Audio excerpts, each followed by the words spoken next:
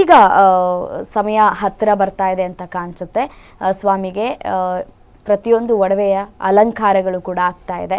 ಸ್ವಾಮಿ ಅಲಂಕಾರ ಪ್ರಿಯ ಅಂತೂ ಅಲ್ವೇ ಅಲ್ಲ, ಯಾಕೆಂದರೆ ಒಮ್ಮೆಲೆ ಮಾತ್ರ ಅಲಂಕಾರ ಮಾಡೋದು. ಸೊ ಹಾಗಾಗಿ ಪ್ರತಿಯೊಬ್ಬ ಮನುಷ್ಯನೂ ಕೂಡ ಮಾಲೆಯನ್ನು ಹಾಕುವಂತಹ ಸಂದರ್ಭದಲ್ಲಿ ನಾವು ಗಮನಿಸಿದ ಹಾಗೆ ಯಾವುದೇ ಒಡವೆ ಆಭರಣ ಯಾವುದನ್ನೂ ಕೂಡ ಹಾಕ್ಕೊಳ್ಳೋದಿಲ್ಲ. ಈ ಕಪ್ಪು ಬಟ್ಟೆಯನ್ನು ಧರಿಸ್ತಾರೆ. ಬೆಳಗ್ಗೆ 4 ಗಂಟೆಗೆ ಎದ್ದೇಳ್ತಾರೆ, 4 ಗಂಟೆಗೆ ಎದ್ದು ತಣ್ಣೀರಲ್ಲೇ ಸ್ನಾನ ಮಾಡ್ತಾರೆ. ಬಟ್ ಆದರೆ ಈಗ ಆ ರೀತಿಯಾದಂತಹ ವ್ರತಾಚರಣೆ ಆಗ್ತಿದೆಯಾ ಅನ್ನುವಂತಹ ಅನುಮಾನಗಳು ಕೂಡ ಸರ್ವೇ ಸಾಮಾನ್ಯ. ಯಾಕೆಂದರೆ ಯಾರಿಗೂ ಕೂಡ ಈ ಚಳಿಗಾಲದಲ್ಲಿ ಸ್ವಾಮಿ ದರ್ಶನ ಮಾಡಬೇಕು ಅನ್ನುವಂಥ ಭಕ್ತರು ಅಥವಾ ಮಾಲೆ ಧರಿಸಬೇಕು ಅನ್ನುವಂತಹ ಭಕ್ತರು ಸ್ವಲ್ಪ ಉಗುರು ಬೆಚ್ಚಗೆ ನೀರು ಸ್ನಾನ ಮಾಡೋದಂತ ಆಗತ್ತೆ. ಸ್ವಾಮಿಯೇ ಶರಣಮಯ್ಯಪ್ಪ. ದೀಪ ಆರಾಧನೆ ಆಗಿ ಈಗ ಗುಡಿಗಂಟೆ ಗಳಿರೆಂದು ಸದ್ದು ಮಾಡ್ತಾ ಇದೆ.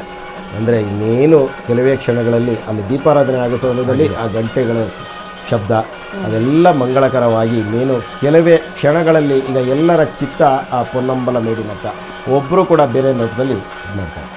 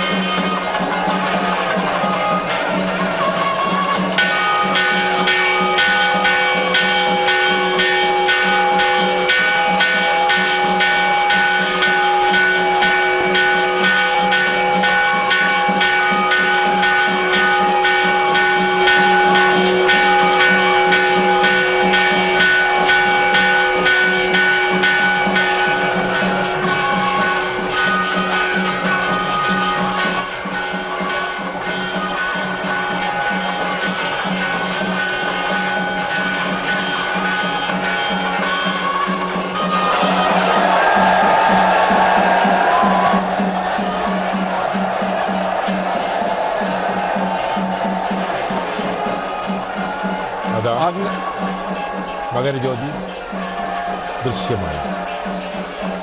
ദീപാരാധന കഴിഞ്ഞു. 2 വട്ടം വളരെ വ്യക്തമായി മകരജ്യോതി ദൃശ്യമായി കഴിഞ്ഞു.